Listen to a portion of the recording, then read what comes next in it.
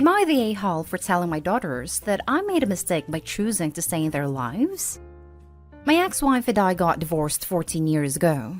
It was due to infidelity on her part. Our daughters were 9 and 7 at the time. The divorce was messy. She moved in with her affair partner and ended up with primary custody, and I got every other weekend. It was a disaster from the very start, as the kids did not respond well to the changes. I tried to have a good co-parenting thing going, but little did I know that my daughters were being turned against me. They would be angry and sullen each time they would visit, and refuse to talk about what was wrong. Tantrums, screaming, cursing became the norm, and that's when they were not totally withdrawn. They were being fed complete lies about me. How I didn't love them, how I was going to leave them for another family, etc. It didn't improve with time, and in their teens they costed me 2 very serious relationships with just the most venomous behavior. They didn't even want to visit me anymore, but I insisted that they do. I don't know if that was a mistake or not, because they pretty much cut me off when they turned 18, and the only time they'd visit was to ask for money. I thought things would improve as they got older and saw through all the lies, but sadly it hasn't. I think it never will, and I'm just done at this point. At the start of this year, they'd come to my house to ask for more money. When I refused, they yelled at me again and said they wished I wasn't their father. Something broke inside me, and I told them I wished I had just walked away from them. That if I hadn't stayed in their lives, maybe I would have had a natural shot at a happy life, and maybe they would have too. They looked shocked, and then screamed and cried and left. Haven't seen them since. No visits, no phone calls, nothing. It fills me with incredible guilt, but I almost feel relieved that they're not around anymore. It was a terrible thing to say, but I can't help but feel like there was truth in it. So, am I the a-hole? Now for the top comments. Not the a-hole. Tragic, but not the a-hole. I wish you can find something that gives you happiness, though. No visits, no phone calls, nothing. It fills me with incredible guilt, but I almost feel relieved that they're not around anymore. I'd say not carrying that weight around is cause for happiness. Not the a-hole. Not really happiness. Relief, maybe. Happiness will take some work, I suspect. Not the a-hole. No doubt very common. I used to think fathers that walk away were deadbeats. Now I know most don't stand a chance if the mother decides to demonize him. My mom tried to do that with us. Just subtle things to make us dislike our dad. Thing is, I'm autistic, and I don't do subtle, so it never worked on me. Haha, joke's on you, Mom. I'm also on the spectrum and don't do subtle. The older I get, the more I understand subtleties, but I still make people spell things out, so I don't get totally off base. Not the a-hole. There's only so much crap and mistreatment a person can take, even if it is from their children. Be glad and enjoy your newfound freedom. Get back into dating and stop feeling guilty. You stuck around when others would have walked along back. You did nothing wrong. Your crazy ex filled them with poison, but now it seems your girls are ending up like her. I doubt they will see the light anytime soon. You did the best you can. Be proud. Not the a-hole. Sorry you've gone through this. Maybe it would help you move on by writing out your story / your perspective. Cold hard truths throughout, responsibilities for any of your own actions, etc. After it's done, then you can decide if you want to give them a copy, or try once to get together and ask them to sit while you read it to them, or even just feel better about giving up and walking away. Could even ensure they get a copy when you pass. Again, so sorry. Or just write and tell them that no matter what, you will always love them. You're sorry that they turned away from you after the divorce, and there was nothing you could do to stop the lies. And that if they truly ever want a fresh start, to let you know.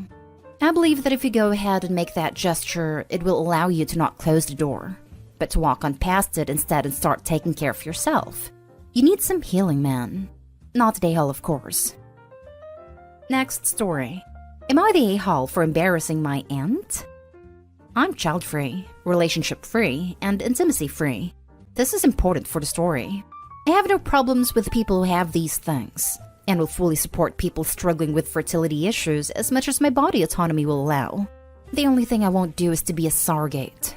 Me, 29 female, and my parents were at a family party, and my nosy Aunt Caroline asked, "So when are you going to get married and have kids?"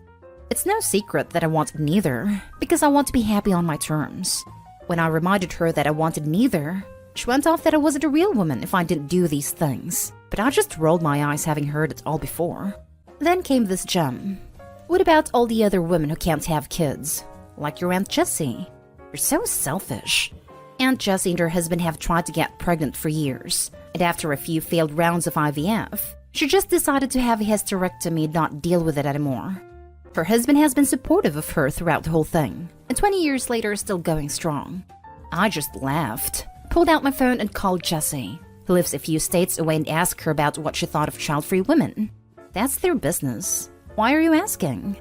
Caroline said to think about you when I say I don't want kids, and that I'm selfish and should pity people like you.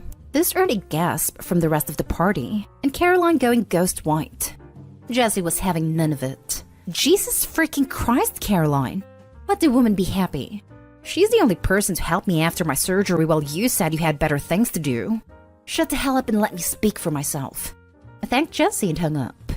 Caroline was so humiliated she was crying, and she just left the party. The younger people thought it was much overdue that Caroline got put in her place, but the older ones thought I was being petty. So, am I the a-hole for embarrassing my aunt? Now for the top comments. Well. If it isn't the consequences of her own actions making her cry. Not the a-hole, and quite frankly, well done you for shooting that crap down. I do have a son whom I love very much, but my sister hates kids. It's life, and people should learn to mind their own dang business. Have 4 niblets, 12 female, 7 male, 7 male, and 5 male. The girl is my best friend's kid. The boys are my brothers. And I would gladly die so none of them would ever be sad. Sounds like you were the perfect aunt. Kudos for not letting your family bull for your choices. Not a hole. And how on earth would it help Jess if you did have kids? For Pete's sake. I'm so glad I'm past menopause and no longer get these questions myself. I always wondered why people say that. Like me having kids can make her feel worse about herself. I wouldn't put it past this woman to say something like, well, if you're not using your uterus, you should at least loan it out to someone who will. That is the one thing I refuse to do, be a surrogate mother. I can understand wanting kids of your own, but it's my body that will be going through major changes. Not a hole. It has previously been the case that family just let people be horrible because that is how they are. I think it's bullcrap. Not a hole. Assuming you knew your Aunt Jessie stance and weren't going to hurt her by involving her, all you did was call someone out on hurtful misinformation. It sounds like this is not a new or unusual occurrence based on Jessie's reaction. Your Aunt Caroline needs to learn to think before she speaks, and to just stay silent on a host of topics including someone's personal choices. I knew.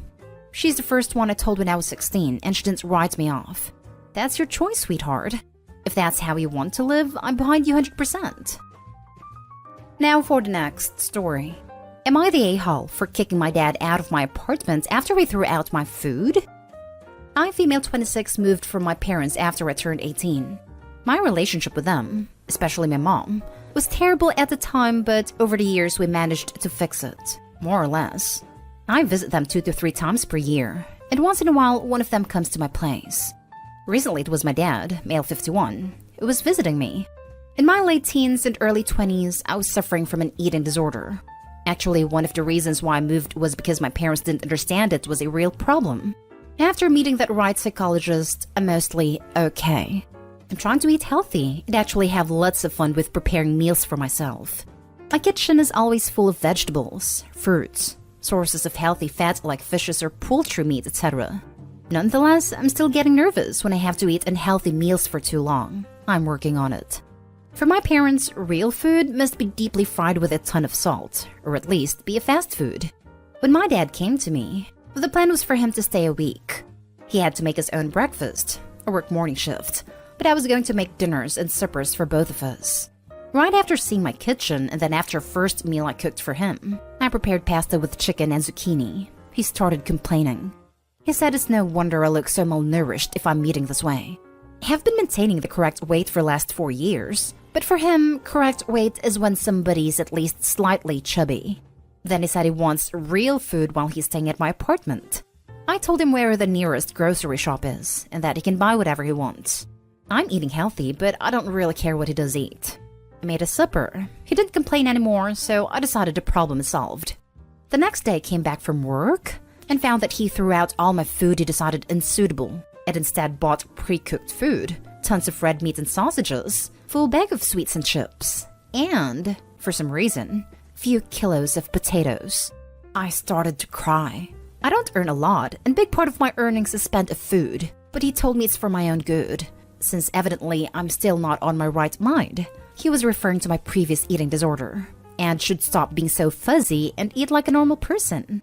I packed all food he bought in bags, carried them in his luggage to the corridor, and told him to get out of my house. The train to my hometown leaves every hour or two, so I was sure he won't spend the night at the station. He called me an entitled witch, but eventually left. My dad told the whole family what happened, and most of them say I'm overreacting and I'm heartless because I kicked my own father out. My mom told me neither she nor dad will contact me again until I apologize. Taking care of my ED took me a few years, and even now I'm not fully out of the woods. I don't want to lose my balance again because of my dad's tantrums, but I also don't want my parents out of my life. Should I apologize to him? Am I the a-hole?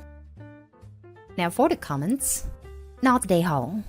He was mistreating you, so you protected yourself. Look at your dad's behavior when you want to know why you have an eating disorder. My mom told me neither she nor dad will contact me again until I apologize. Do not do that. He needs to apologize, not you. But you're better off without these horrible a-holes anyway. Opie thinks this is a problem. This is not a problem. This is the opposite of a problem. The problem just solves itself. Keep it that way. Opie shouldn't talk to either of them until they pay back for the food with interest. Not a-hole. Not in the slightest. If your parents really wanted to help you, they would try to educate themselves about ED, and they had plenty of opportunities in the last 8 years. Also, how dare you throw out food that you bought in your home, with your own money? The fact that he's trying to excuse his behavior by commenting on Opie's past eating disorder is beyond repair. I would genuinely never talk to him again if that was my dad. Not the a-hole. Definitely not the a-hole. He comes to your house and tells you that your healthy diet is bad, then throws out a bunch of food you'd obviously spent money on. He could have easily bought that food for himself without throwing all of your food out. He just decided to be a major a-hole. You had every right to kick him out. Absolutely not the a-hole.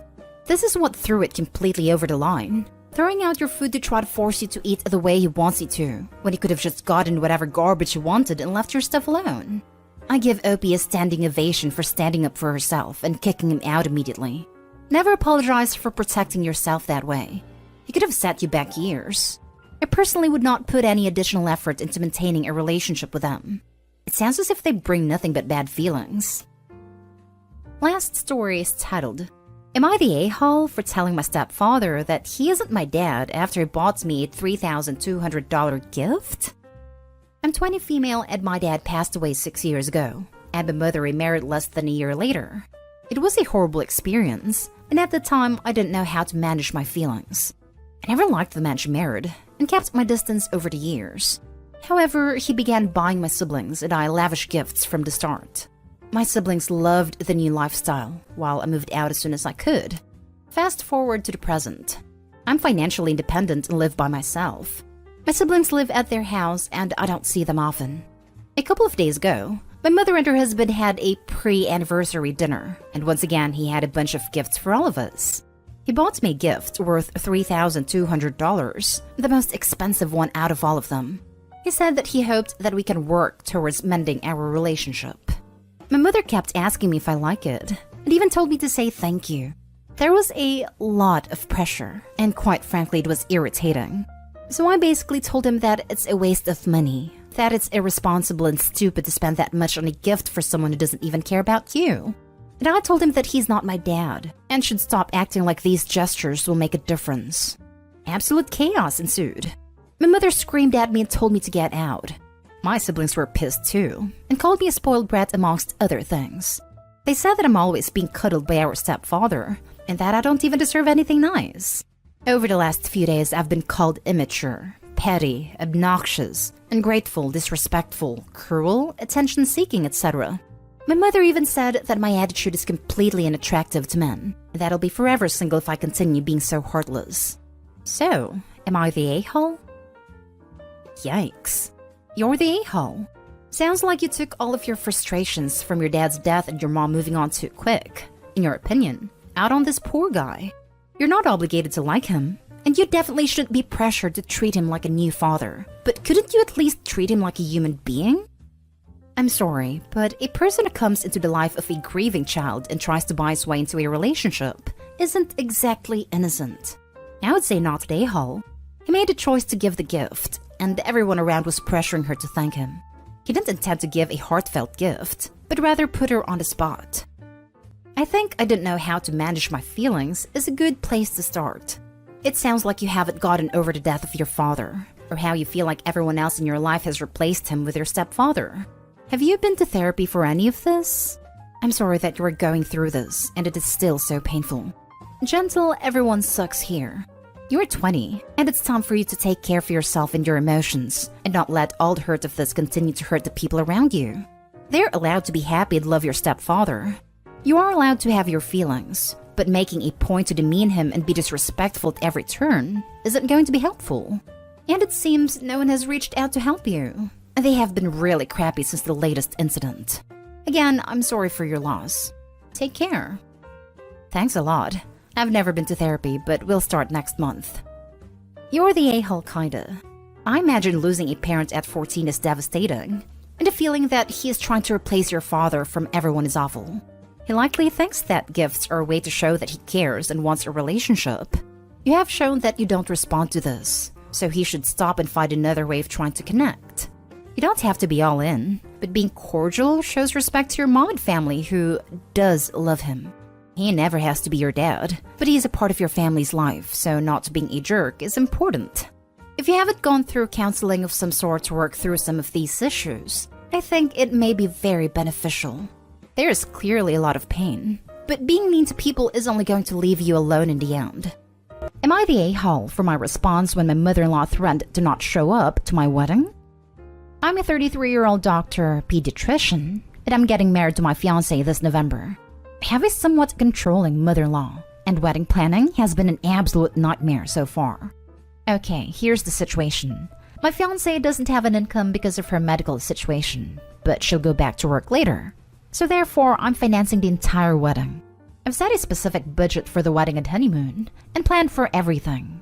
Date, guests, food, etc. Mother-in-law wanted things her way, and made a fuss about everything since that's her only daughter.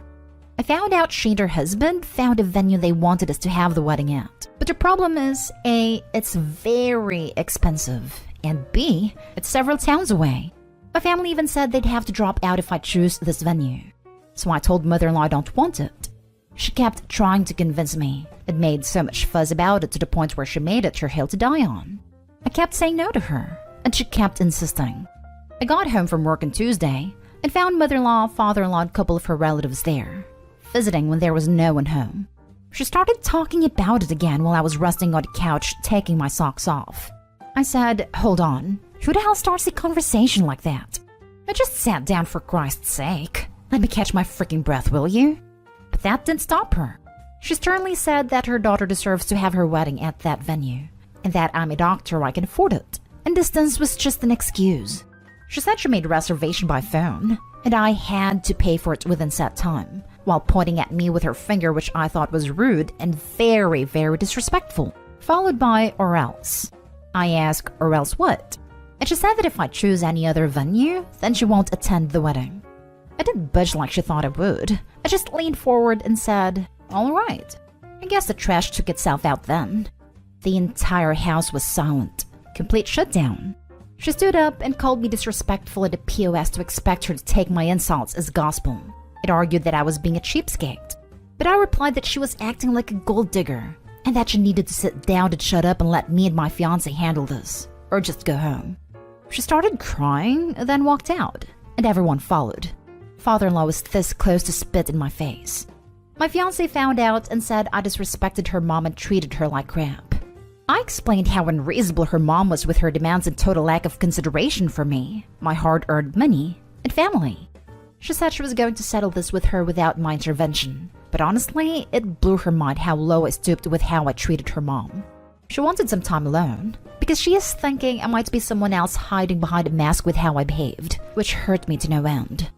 I think I messed up. I just think I should have waited my fiancé to deal with it, but I felt overwhelmed when she spoke to me like that. Now for the top comments. Not stay home. And if your partner isn't going to stick up for you and her mother is outright harassing you, you may want to reconsider the marriage. I sure as hell would be reconsidering the marriage. Her parents broke into their house with a posse to stage an intervention about a location, and OP is the problem? I'd at the minimum be putting the whole thing on hold. Sure, OP was blunt in his response, but I wouldn't say it was unwarranted at that point. Not stay home. Exactly right with putting the wedding on hold. Time to establish a firm boundary that OP is not going to be pushed around. Also time to set a firm expectation with the fiancé that OP expects her to have his back. Finally, if/when the wedding goes ahead, make sure to have passwords established with all the vendors/venue, so mother-in-law can't change things. That is, cancel OP's venue. Not stay home. Your fiancé's attitude is setting the stage for your entire marriage. You should seriously reconsider whether you want to live with this type of behavior for the rest of your life, or however long your marriage might last. If you go through with it, please consider a prenup agreement if you already have assets in place. Not stay home. Get out now and cut your losses. It's not worth it. Next story. Am I the a-hole for calling my friend a home wrecker? Backstory. My friend's 21 female family was completely destroyed by her father having a mistress when she was 14. My cousins are getting married. Both related to me. They're not related to each other. And my cousin Steve, 27 male, is bisexual and is getting married to Tom, 31 male, who is gay. I live with Alice, who is the friend in this. Alice is incredibly flirty with almost anyone she sees. Which is fine. I'm not judging her for that. She has flirted with both Steve and Tom at some point during the time they have known Alice. I came home one day to Alice practically screaming. I asked what was wrong, and she showed me her phone while still crying/screaming. On her phone, she had Facebook Messenger open and had a bunch of messages from Tom. I won't type them out word for word because they were not polite. But turns out Steve had slept with Alice, and now the wedding is off. I was sure this was a misunderstanding because Steve was devoted to Tom, and I know what happened to Alice's family, so I calmed her down to get her side of the story. She told me that she was at a bar and saw Steve. They got talking over some drinks and she and him hooked up in a hotel room. I was mad. I asked her why did she do that, and she said, he is bi. Why are you surprised? I went ballistic. I called her a home wrecker for sleeping with someone she knows is in a relationship. She went back to screaming and crying, and basically said I was betraying her. I replied, the only one here that is betrayed is Tom, and you became no better than your father's side piece. She screamed some more and I left to go to sleep at my parents'. I woke up to so many messages, including Alice, saying I was an a-hole for using Alice's trauma to hurt her badly. My parents are on my side, and my mom said I should have known, given how Alice acts around people, that I haven't heard from Steve or Tom at all. So am I the a-hole? Should I have kept my mouth shut and just be there for Alice? Edit. Since a lot of people are repeating what has already been said, I'm gonna use an edit to make a blanket statement. I 100% also blame Steve, but I'm getting radio silent from him, so I can't have the I blame you to talk. Not stay home. She brought this on herself. It has no right to play the victim when she actively went after each of them at different times in their relationship, and then managed to sleep with one of them. How is it that she's the one who was traumatized when she knew exactly what she was doing and still did it? Did she honestly think it was okay to sleep with a guy in a relationship because he was marrying another guy and was himself bisexual?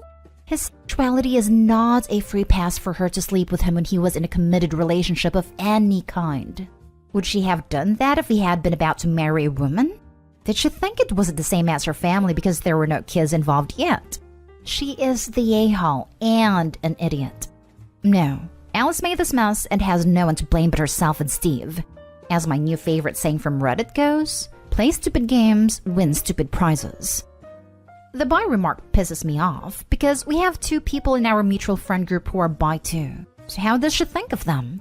Also, I've had a few bi partners, and while none of them lasted, it was never due to cheating. Not stay home.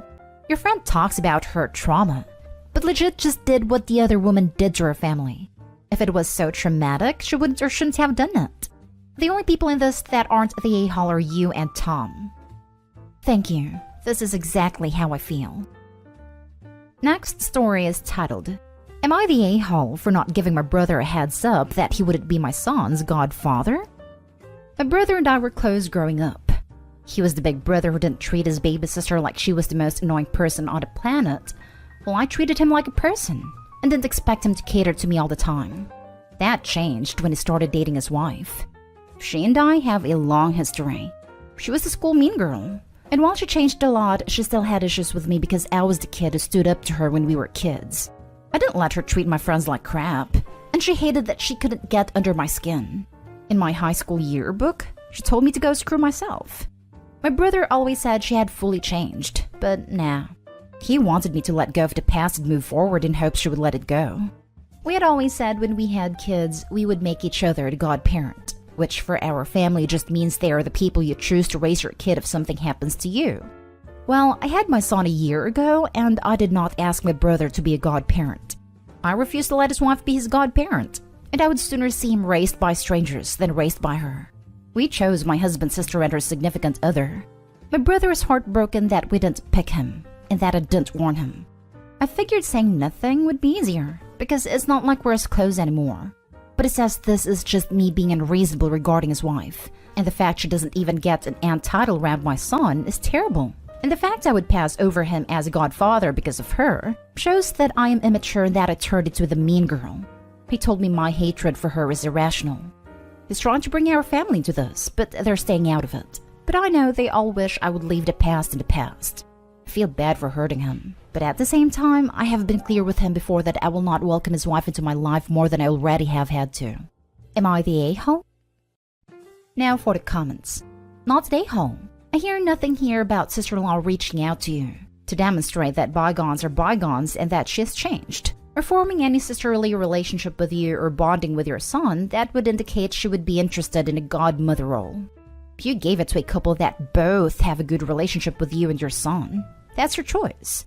Even if things had been okay with sister-in-law, by the way, that doesn't automatically mean your brother should get picked over your husband's sister.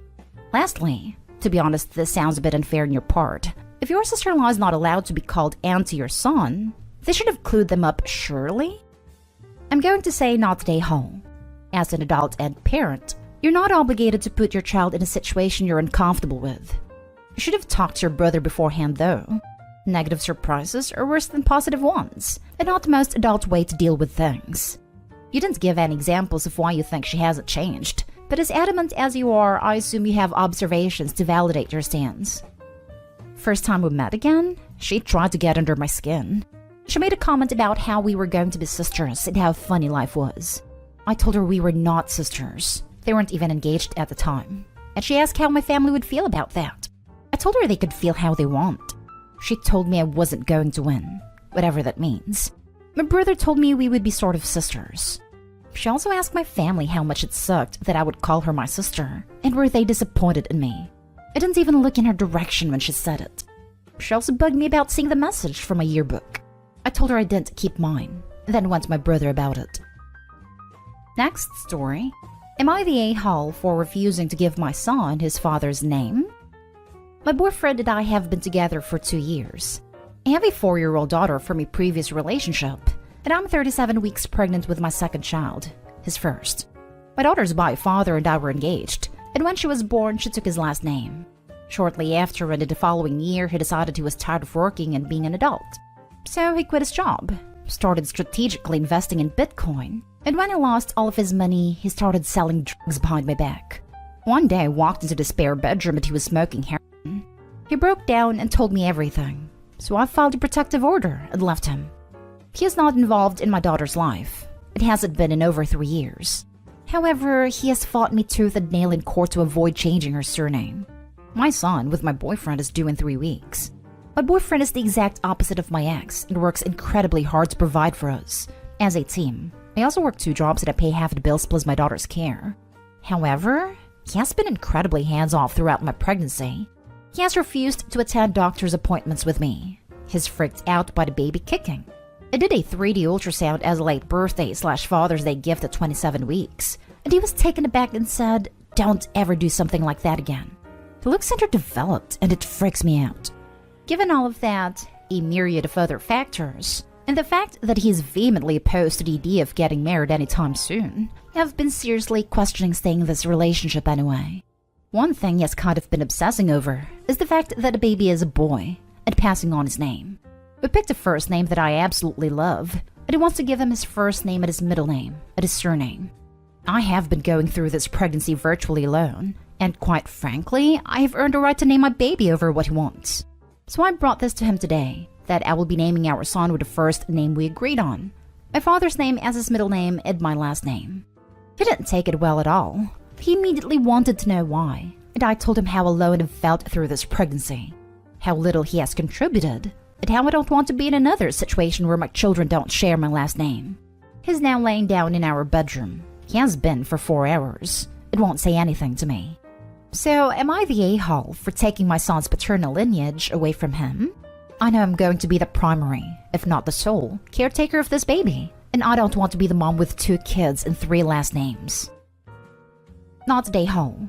If your boyfriend wants some paternal lineage, then he better start acting parental. You aren't married, and he isn't taking responsibility for the life he helped create.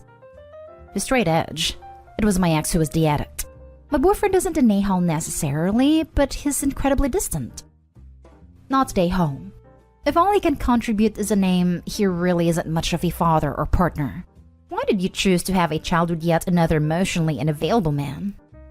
I agree. You need to get it together. You deserve better for yourself and your children. Don't get pregnant with a boyfriend. Wait until you have a husband. Now for the last story.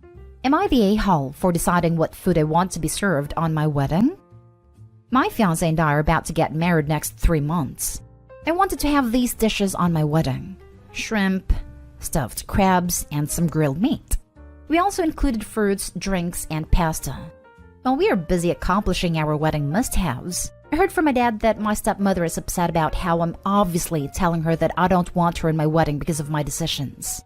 She said that if I cared about her, then I would have taken notes that 1, she is allergic to shrimp, and 2, she's vegan.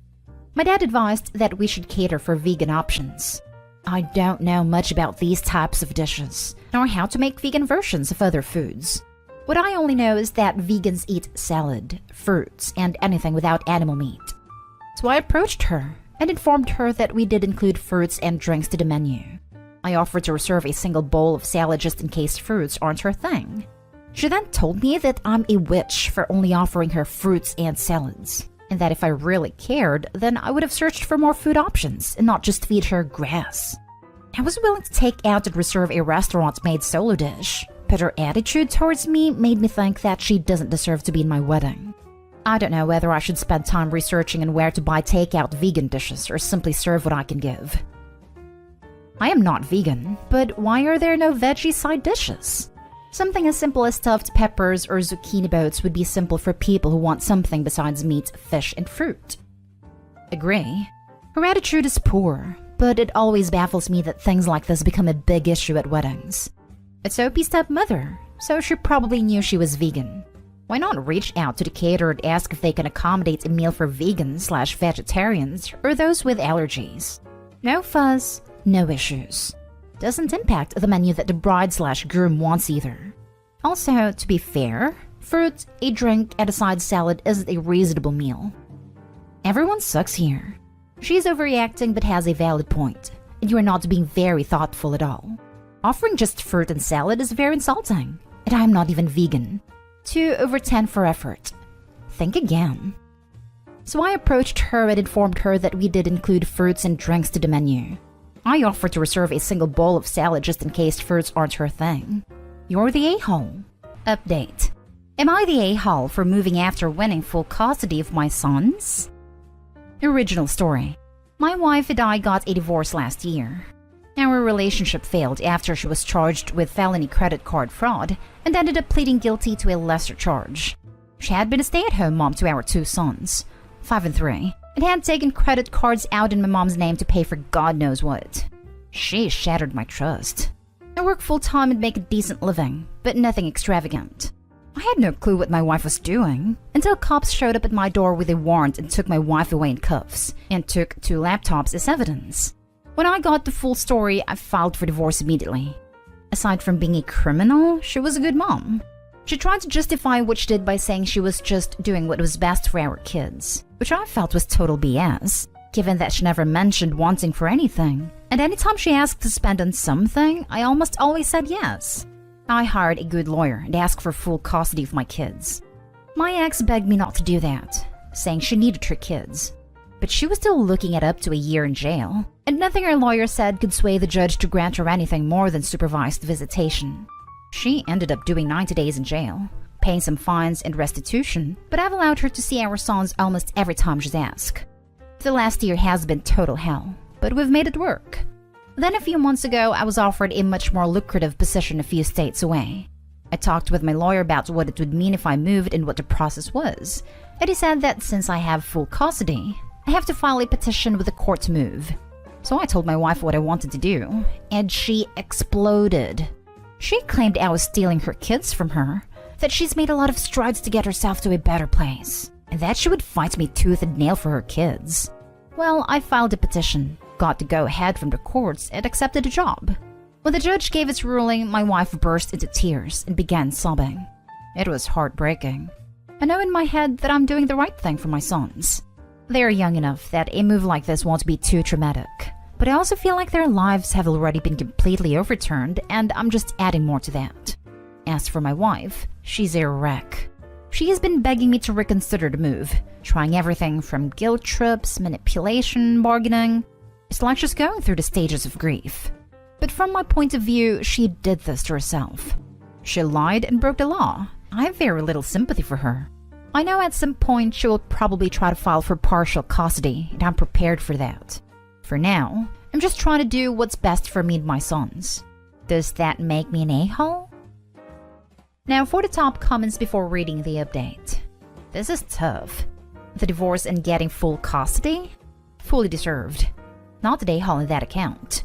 Moving to another part of the country where she'll have no contact with them? I'm not so sold on this. I think that you're still in pain and resent her, and rightfully so. But I'm not sure this is the best you can do regarding your children's relationship with their mother. Does she have any possibility of getting a job? Of moving? Or is she a financial mess as well? And what are her living conditions like now? Have you gone to therapy? Let me be clear. She did what she did and she's been held accountable for it. You've got a right to move from a legal perspective.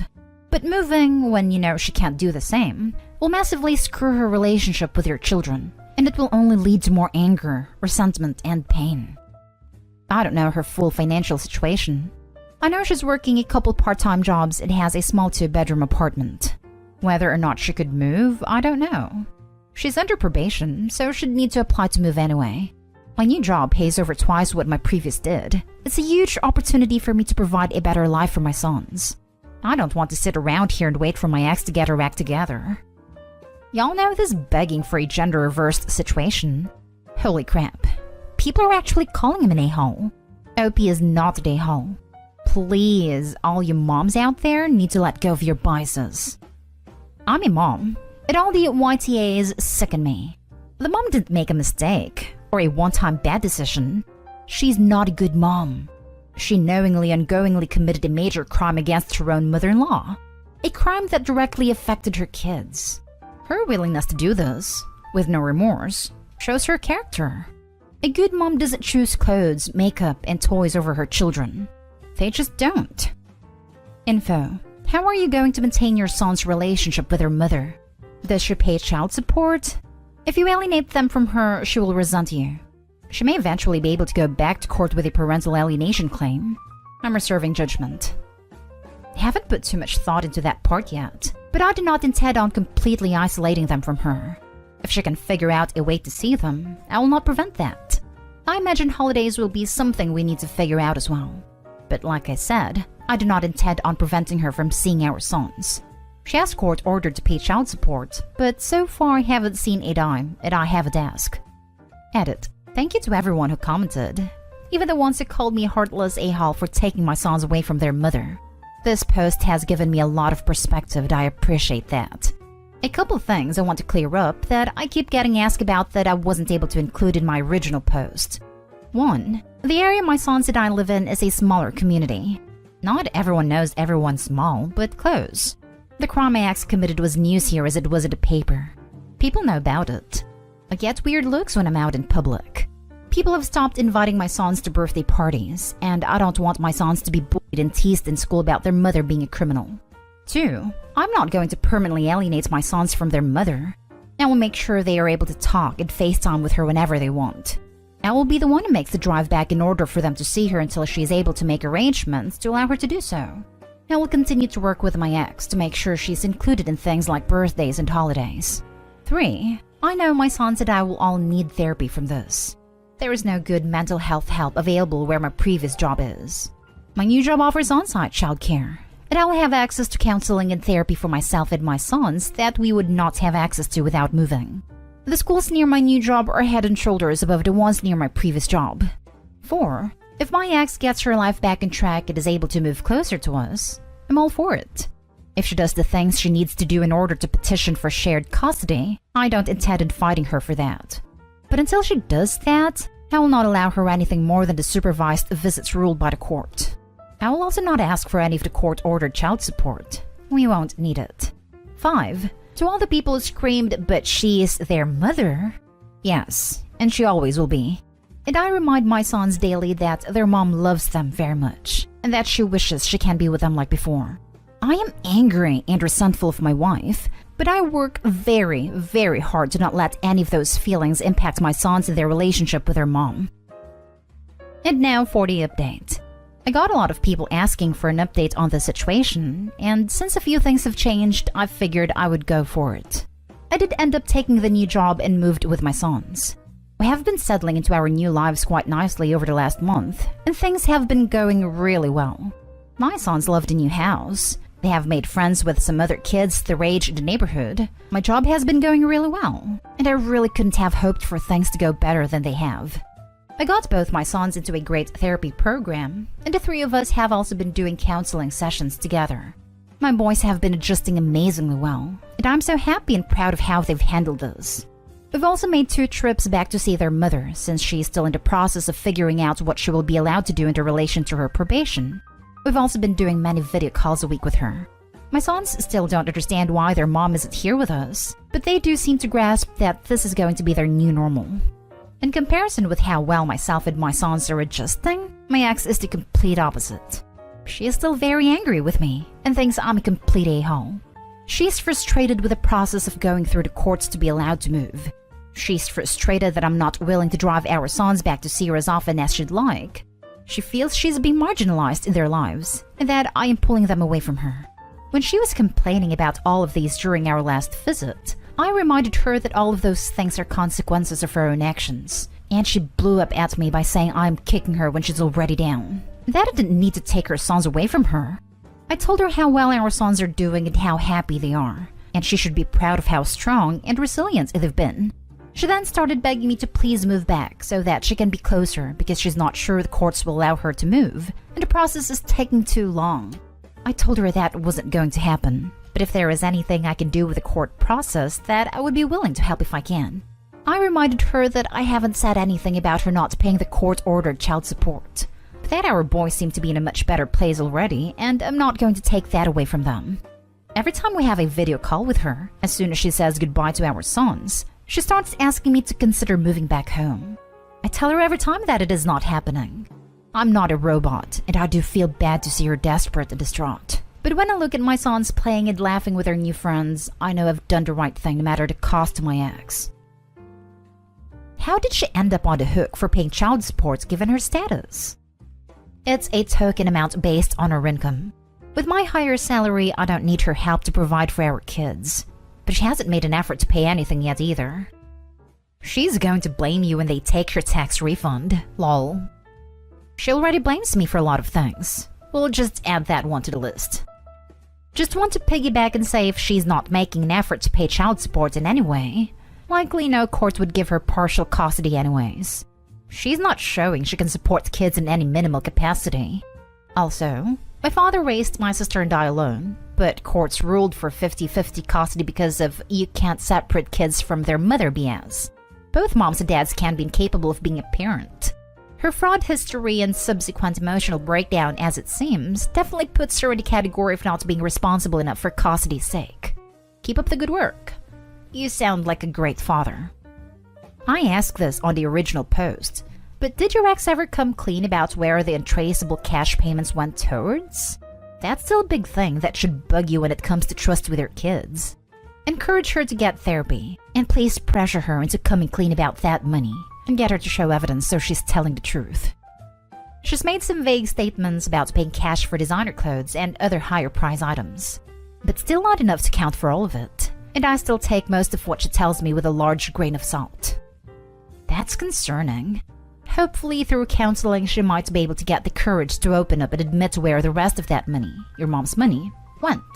This might just be me being paranoid, but if you don't believe she's telling you the whole truth, you might need to hold off on letting your kids see her if she gets the approval to move.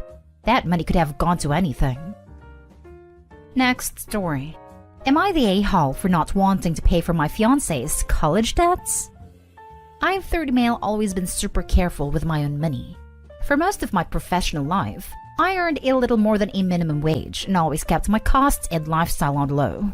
I've been working since 16-year-old and never got a single debt on my name. Something I'm proud of. This past year, I got a very good job. I've been able to save a lot of money so I can finally buy my own house and stop renting. I've been dating her, 23 female, for 2 years, and I met her in one of my jobs at a college. She was a student there, and because of financial problems on her family, she had to quit college, leaving some debts behind. Her parents used to pay for her college. I've been living with her for 1 year now, and I pay for everything. Food, rent, etc. After moving together, I feel like her parents kinda expect me to pay for everything related to her. And her father once asked me why I didn't put her back in college to finish her course. And I told him very politely that I couldn't afford it, since it was more than 50% of my monthly income and I had rent, food, and everything else to pay for, and we get zero help from them. Today she received an email from this college saying they will pass her debts along to justice and stuff, and she could negotiate. She then called me and said, I have something serious to ask. I need you to pay my debt. I said I don't want to, because this is a debt her parents made, not me. Also, her debt is almost 50% of everything I could save this past year, and it's a huge chunk of my savings. She is silent all day after that. Am I the a-hole here? Now for the comments. Not the a-hole. Run, dude. She's 23 and old enough to know how bills work.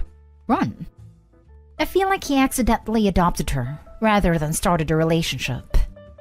Right? Like, why isn't she working?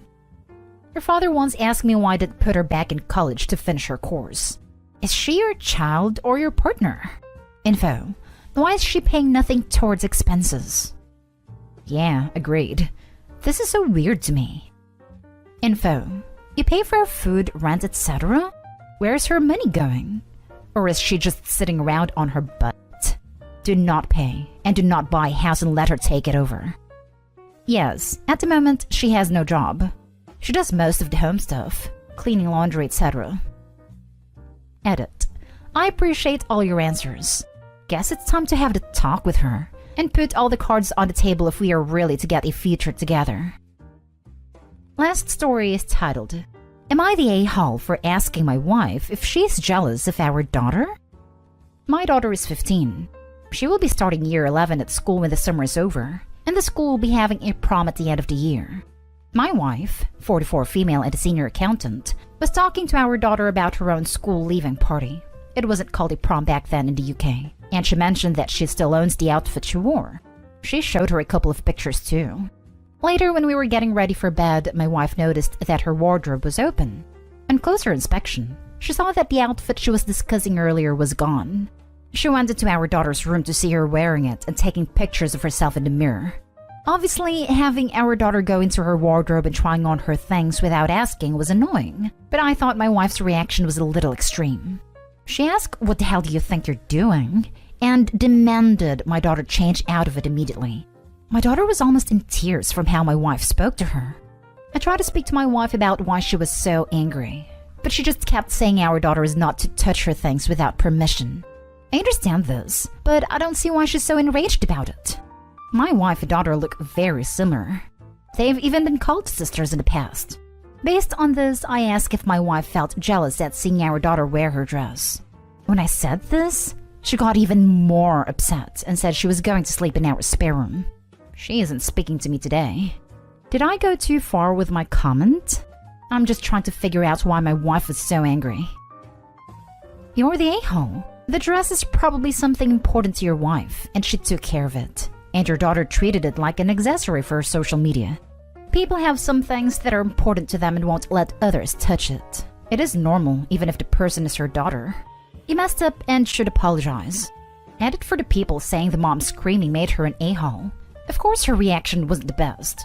Yes, parents should be perfect. But if you ever saw a parent that never once was mad because their kid did something stupid with something they see has importance, then where do you live? And for the people saying the dad isn't an a-hole because he was just trying to find out, have you been in a relationship? Because the question when your partner is mad is usually, why are you mad? Not, are you crazy? Or something equivalent. Because a mother that is jealous of her daughter is crazy. Everyone sucks here. I think this is a story that would be told so differently from all 3 point of views. I agree with everyone sucks here. Daughter shouldn't have tried it on without permission. Mom shouldn't have cursed angrily at daughter. OP definitely shouldn't have accused mom of being jealous of daughter, like the turd cherry on top of your really crappy pie. A mess of bad communication. Everyone sucks here. Am I the a-hole for admitting that I regret raising my ex's kid after what she did to my daughter?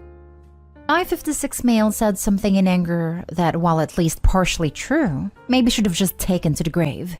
Legally have 3 kids, but played a fatherly role to 4. The 2 relevant children to this story is my daughter Michelle, 24 female, her sister Amy, 22 female, and my youngest daughter, Kelly, 21 female. Amy is not my daughter, but she and Michelle have the same mother, Jessica. When I was with Jessica, there was cheating on both sides, and the last guy she cheated on me with got her pregnant. After the DNA test proved that Amy was his, he bolted and stopped paying child support when Amy was 5. Jessica really struggled as a single mother, and Amy always felt bad that Michelle had a daddy while she didn't, and Michelle would tell me how guilty she felt. By the time Amy was around 9, I started making really good money, and decided to pay a little more than the legally mandated child support and taking Amy with me more. Jessica, Amy, and Michelle all loved this, and by the time Amy was 13, she was calling me dad, which I didn't mind. I thought I was doing a good thing and helping my daughter foster a loving relationship with Amy, and showing all my kids that just because things don't work out doesn't mean you still can't get along. Apparently, I was a little too nice in teaching the importance of sharing too much, because Amy got a crazy idea in her head that it was okay to share a man, and Michelle caught her sleeping with Kelly's boyfriend Jason, 22 male. Amy begged Michelle not to tell, and that this was a one-time thing, and Michelle believed her until she found out that Amy was pregnant and eventually came clean. Kelly was distraught and angry at both Amy and Jason, while hurt by Michelle. I didn't hide my disappointment at Michelle, and I have made it a point to tell her so every time we talked. I haven't spoken to Amy in months, but Jessica recently said that I've spent enough time being angry to get over it, and called me hypocrite because I used to be a Jason. I have no delusions about being the perfect partner in my past, but cheating with family members is not one of my sins. About a week ago, Amy came to my house crying and saying that while she knows she messed up, she really needs my support. She literally came not too long after Kelly cried herself to sleep again upstairs over what Amy and Jason did to her. So I calmly asked her how can I give again what I know I regret giving in the first place, then shut the door in her face. I then sent Michelle a text that while I still love her, Amy was no longer welcome in my life and to never bring her to my house. I've calmed down a bit, but I still feel like being involved in Amy's life was a bad choice. So, am I the a-hole? Edit. Okay. I've been in and out of here because I had stuff to do, but I keep seeing some things that I wanted to make clear to everyone. 1. What Amy did wasn't a mistake. It was a series of choices that she made, and obviously would have continued to make it if someone else had not ratted her out. 2. Michelle didn't tell Kelly what Amy and Jason were doing until after she found out that Amy was pregnant, which was before Kelly and Jason moved in together. Meaning Michelle stood by and watched her sister moved in with and become financially tied to someone who was cheating on her. That's what Kelly and I are most upset about. 3. Yes, Jason is equally to blame as Amy. He's just not the one contacting me or showing up at my doorstep. 4. No, Amy and Kelly are not sisters. Not by blood, and certainly not in spirit, as Kelly wants nothing to do with her. Now for the top comments.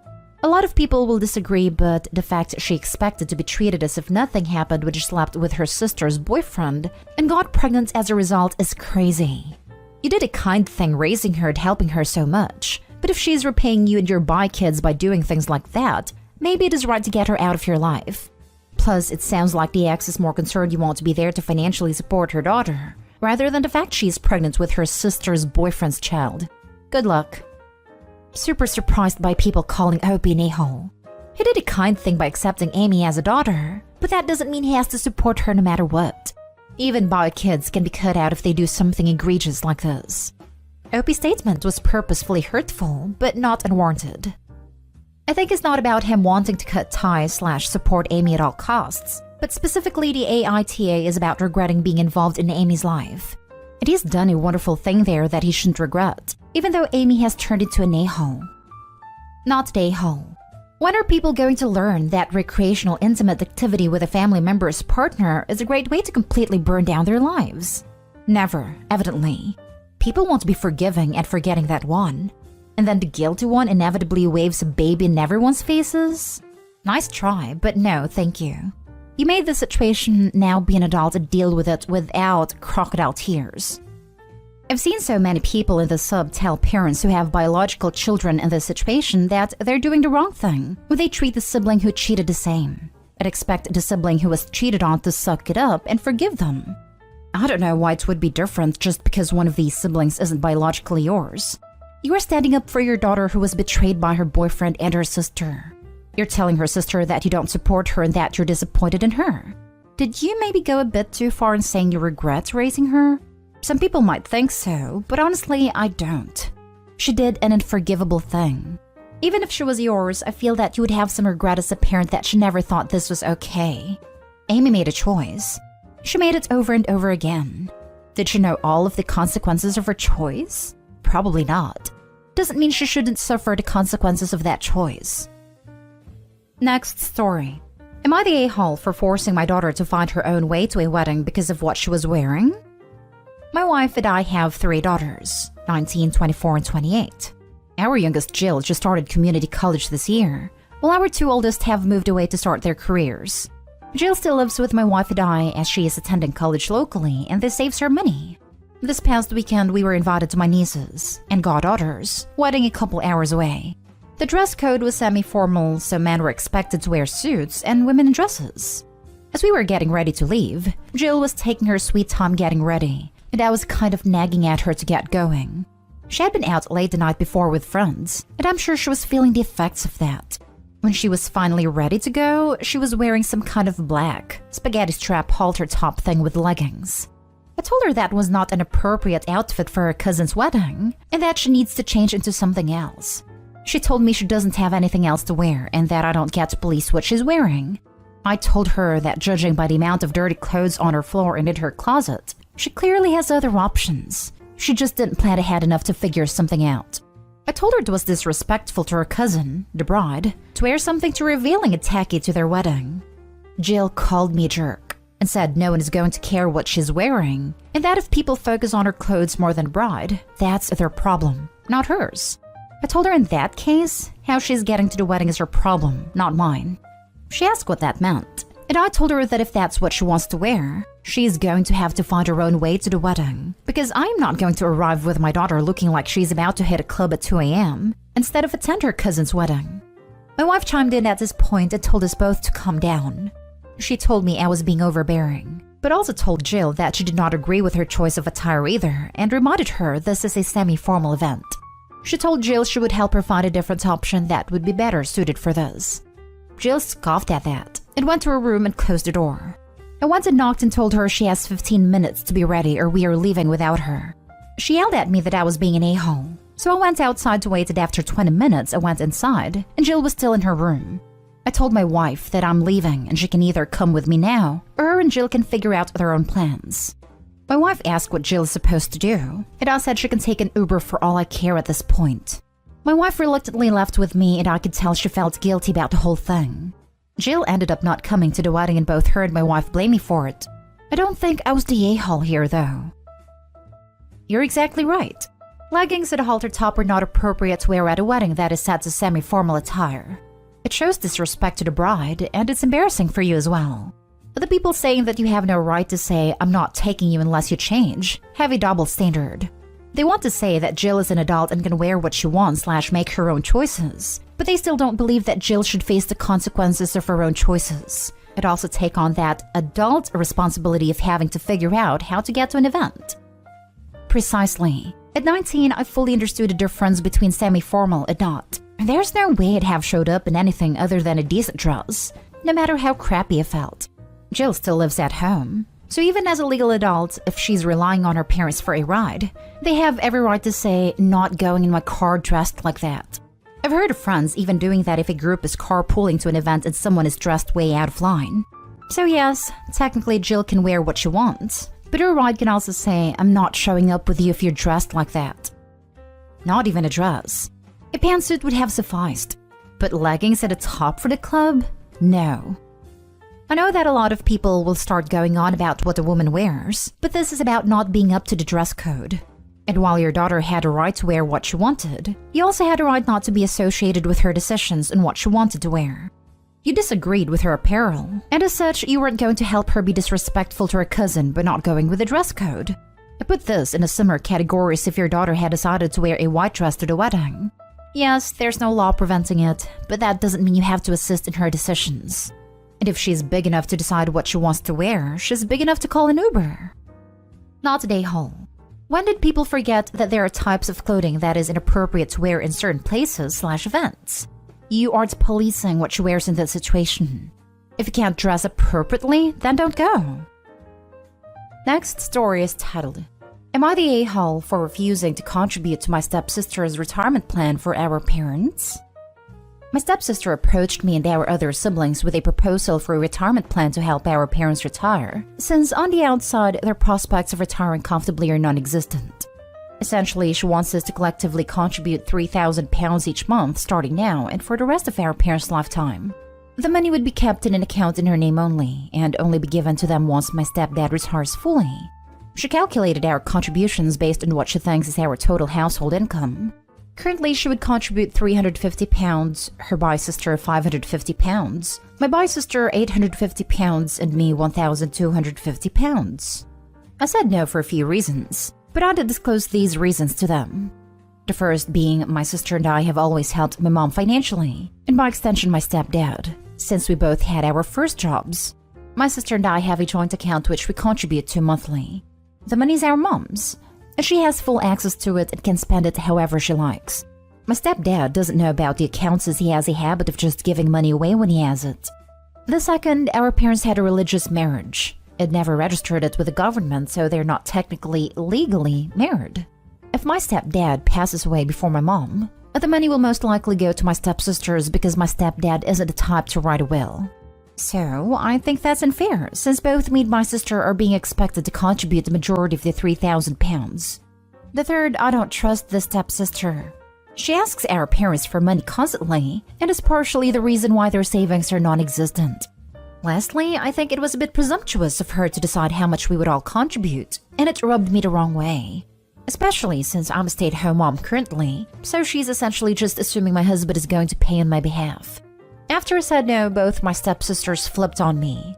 They said I was selfish and greedy, that I should want to help our parents, especially their dad, since he used his hard-earned money to raise me. I got annoyed because they wouldn't drop it, and told them I didn't care. Am I the a-hole? Now for the top comments. The money would be kept in an account in her name only. This was enough, but it only got worse from there. Don't give her a penny. That alone was why I said not the a-hole too. It was a bit presumptuous of her to decide how much we would all contribute, and it rubbed me the wrong way. Yes, it's one thing to suggest caring for your parents, another entirely to go, so you'll pay around £1,000 more a month than me, yeah? This is 50 shades of sketchy. So stepsister is proposing that she be the only one with access to the account. You would think she could at least be smart enough to lie and they'll all contribute the same amount. Currently, she would contribute £350. Her bi-sister £550, my bi-sister £850, and me £1,250. So the Mooch sister wants to create a fund for the parents, giving her sole authority to manage the money? I think she's either lying to you or lying to herself, and she wants more cash for herself. Why on earth would she administer this fund? She's the least significant contributor by her own plan. Not at a-hole. How generous of her with her siblings' money.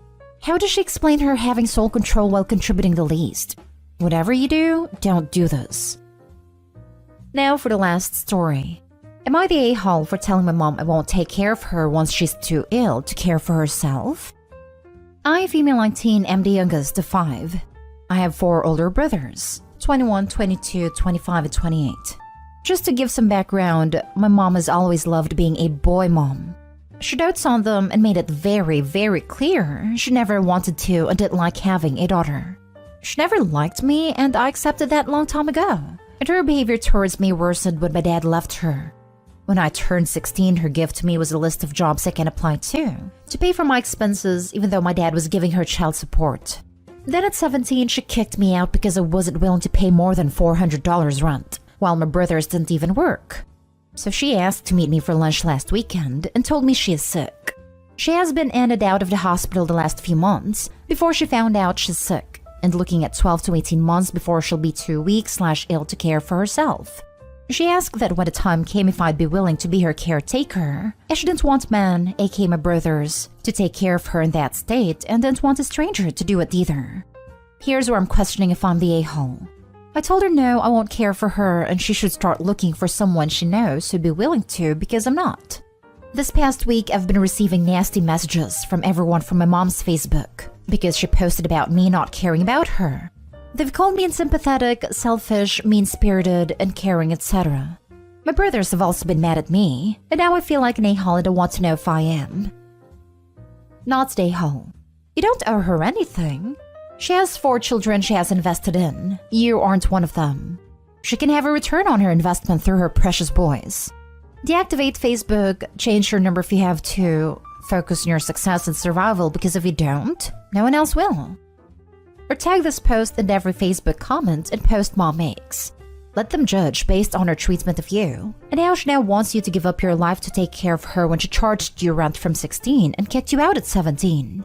Not stay home big time, she doesn't deserve any help from you. Air the dirty laundry. See how sympathetic people are after they see how she treated you. I'm so sorry you have such a terrible mom. I'm going to be quite honest. My mom's friends who witnessed how she treated me firsthand, they didn't care then. I doubt they will now. I'm sure her Facebook friends knows too. She never posted me or about me. They can't not know she disliked me. Sounds like her Facebook friends would be the perfect people she can ask to be her caregiver. If they think it's so awful of you, they can step right up. Edit. I want to clarify I do not live with my mom and haven't for over 2 years now. When she put me out, I never went back.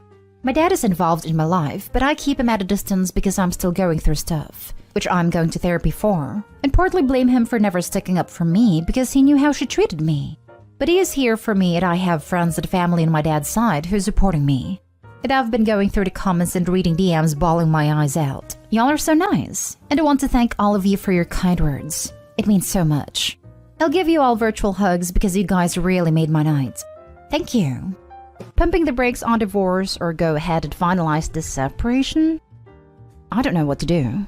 Context. Both roughly 40 years old, 2 kids elementary age, housed in the suburbs, typical suburban family. About 6 months ago, my wife came to me and said, I want a divorce. No chance of reconciliation, no doubt in her mind. But peaceful, and I'll be fair, it was peaceful, it was respectful. There was no infidelity, there wasn't even much tension or drama to it. To be blunt, I think we've both been unhappy a long time. Long list of, you don't do this, countered by, well, you don't do that. We both contributed to the problems. It just wasn't working. So she came up with a plan and I agreed to it. Told our friends and family what's happening, including our kids. Totally embarrassing and humiliating to go through that.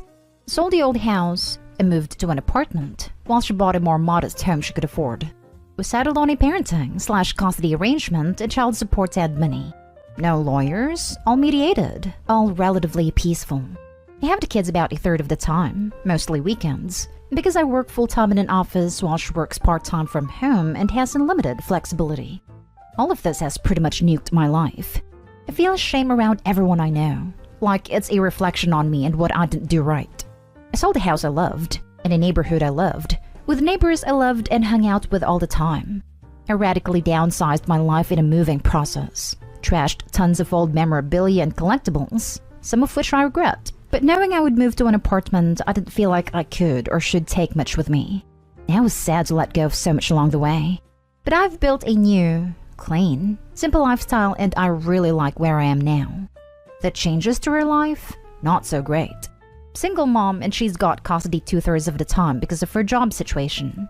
I pay fairly healthy child support payments because I was the breadwinner, but it still sets her up for tight finances. She's frustrated with how much work the kids are. I think she forgets that I did all the cooking. She barely knows how. A lot of the housework, and was the main financial provider. She has very little free time now. And her place is a mess, still living out of boxes and suitcases. She's also very angry that I've moved on cleanly and simply and resettled so quickly. And now she wants to work on things, see if we can reconcile. We have the draft of the final separation agreement. We just haven't signed it yet. The state we live in requires one of those live apart and wait 12 months things before a divorce can be final. On the one hand, that's my wife, the mother of my children. Of course I still love her, but I also acknowledge the old problems haven't been addressed at all. I see no evidence things have changed, only an acknowledgement that she wants to. But how does that even work when I'm living apart and we spend no time together? But in fairness, she didn't cross any boundaries like cheating or spending a ton of stupid money. She didn't trash me behind my back. All that to say, no red lines were crossed for me. On the other hand, a life I enjoyed has been nuked. I've moved away from a place I loved and let go of things I didn't want to. Shouldn't have had to. She created this mess entirely because she skipped over the part where you can get marriage counseling and moved straight on to giving up on us. She had some trauma during COVID and how that impacted her life, but our marriage was outside of that. I think she projected a lot of non-related problems in her life into the marriage. She is asked to go to counseling and kinda started to get into some of the things we could work on. But she seems to gloss over the parts where she's nuked a life I enjoyed. Acts like I can just move into her new place and it's no big deal. But let's definitely focus on how we both got us into this mess. I just have a hard time accepting that premise. We both made our marriage less than ideal, but only one of us totally ruined our situation. We were just about to sign the final separation paperwork. I'm not sure if I still should. Feels like I'm slamming a door in her face when I'm open to counseling. Yet at the same time, if we can't work things out, it feels like we're at the clock and everything by not signing. And my confidence is low because I still don't think she's accepting how much she's escalated the situation by handling this so poorly. Sorry for length. Appreciate the sanity check. I appreciate perspectives that challenge me to think about things differently, so fire away. Now for the top advice. Sign it and be done. She doesn't want you. She just doesn't like how much harder her life is without you there to pick up the slack for her. She's been selfish throughout the entire thing, only thinking about herself, what she wants, what she's had to deal with since the separation she asked for. She has done all of the taking and none of the giving or trying. This isn't a relationship worth trying to save because she doesn't care about anyone but herself. She's been selfish throughout the entire thing. Totally fair and accurate statement. But it is selfish of me to not consider that perhaps she can change, improve, get better, or that there are significant impacts to my children. Those kids are my sacred responsibility in life.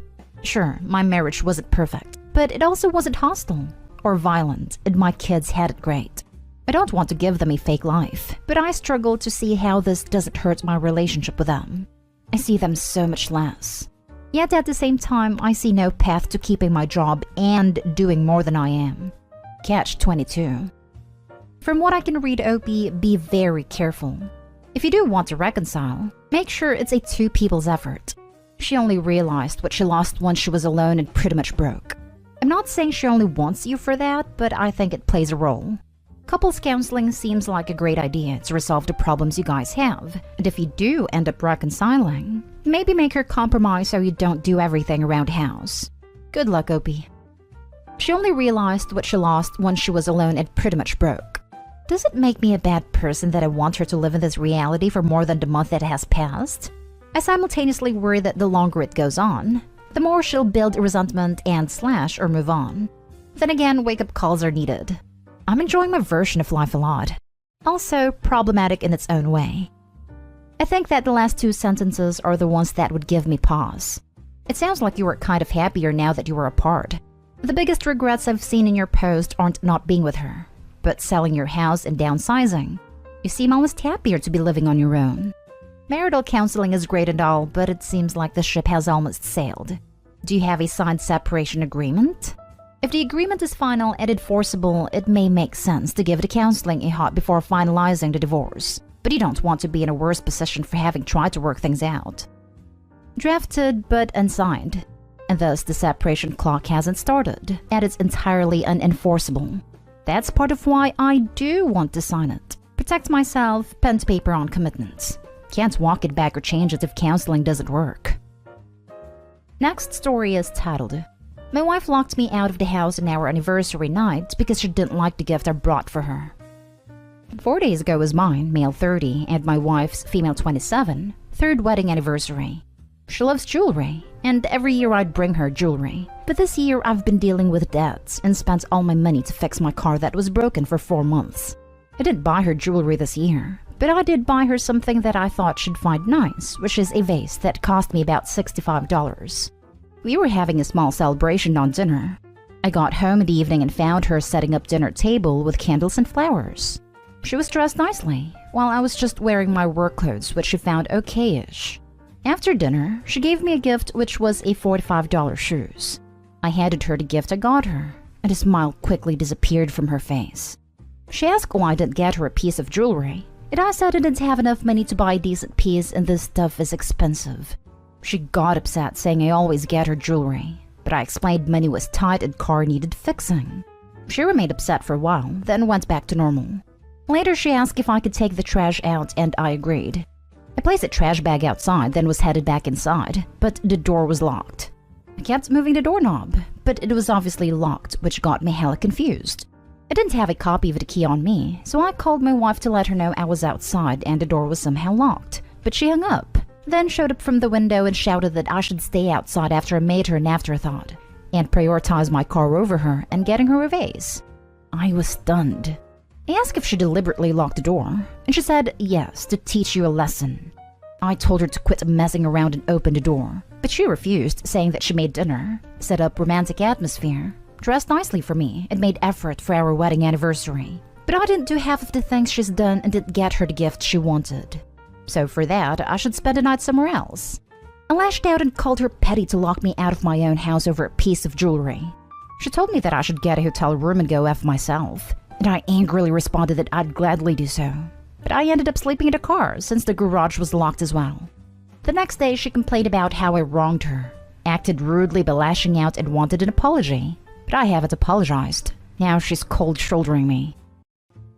Wow. Sometimes I think my marriage is awful. And then I come here and then I'm like, meh, I'm fine.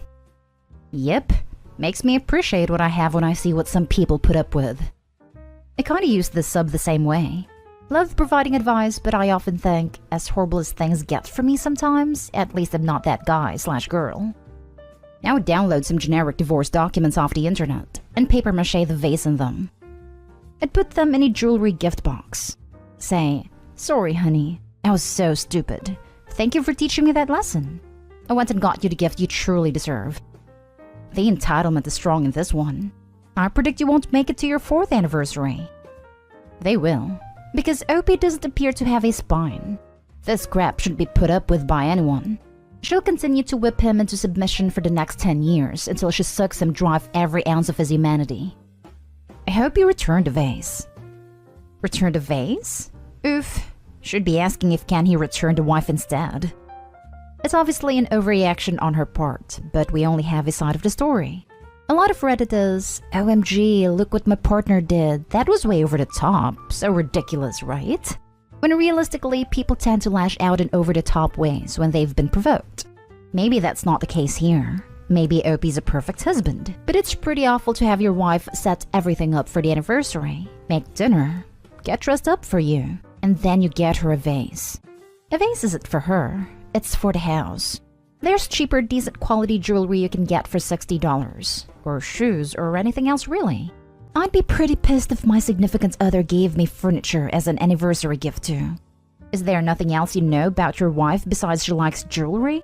No hobbies, collectibles, guilty pleasures? Honestly, I can hardly think of a crappier gift than a damn vase unless she specifically collects them or something. It's like some generic woman gift. You could get her a gift certificate for a massage or a spa day. Did you get her flowers or a card? Why did she do 90% of the work and you showed up with a vase? I get that money's a hard thing to work around, but you can make it work. If you truly cared and felt terrible about the lack of money, a heartfelt card can mean a lot. I genuinely hope you at least gave her that. Now for the last story. Am I making a mistake or did I outgrow my husband? I, 33 female, met my 36 male husband when I was 20 and he was 23. Over the past years, I finished school, become reasonably successful in my career, and identified my goals.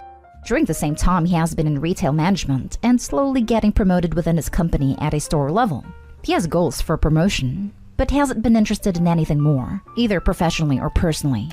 He is kind and supportive, but he does not understand what I do, does not ask me about my day, finds it hard to have deeper conversations about our future, and isn't interested in seeking higher education because he doesn't know what to do, but hasn't attempted to research or explore his options. Over the past few years, I've found myself having to remind him of small things. Some things consistent with ADHD, others not, like basic household chores, following through with the things he offered to do, or helping our families with the things he promised. When I try to have conversations in our future or his goals, it's vague and I have to pull information from him. When we first met, his kindness and flexible demeanor were positive attributes, but now I feel like I have to be the one to guide our future without any input from my partner.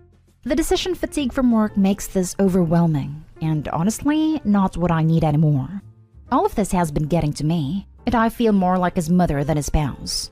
We spoke about what I need, conversations, household support, and feeling like I have grown and evolved into a different version of myself that I really like, and he only stated that he thought I was happy and feels blindsided. I asked him to show me he is willing and capable of growth, but I'm already questioning his ability for sustained change. I don't know what to do, other than admit I haven't been happy the last few years and I want out.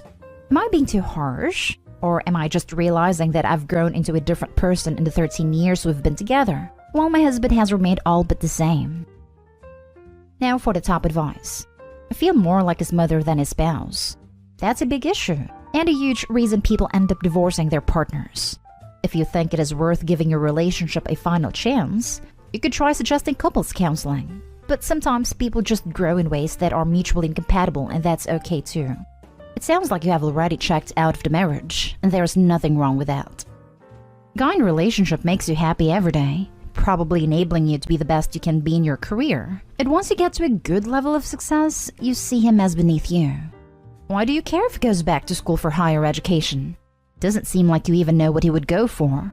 His current career path is taking him toward corporate retail, and that's a decent path with good money. I guess a business degree would help with that. Wonder how much time he would have for you during a full-time job and degree.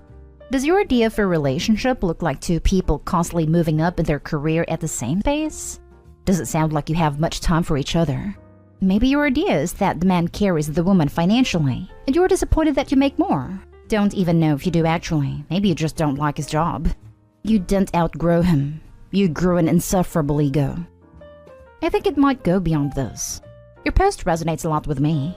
I had a boyfriend in high school and a bit after who was very nice. He was always proud of me.